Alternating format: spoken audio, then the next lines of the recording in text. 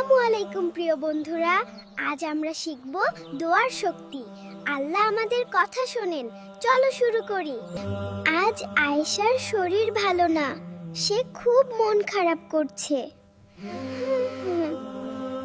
চলো আমরা দোয়া করি, আল্লাহ সাহায্য করবেন। হে আল্লাহ, আমাদের সুস্থ রাখুন, আমাদের কষ্ট দূর করুন, আমরা আপনার উপর ভরসা করি। দোয়া করার পর তারা শান্ত হলো। আল্লাহ আমাদের ভালোবাসেন। আয়েশা ভালো হয়ে গেল, আলহামদুলিল্লাহ। চলো সবাই দোয়া করি, আল্লাহকে ডাকি।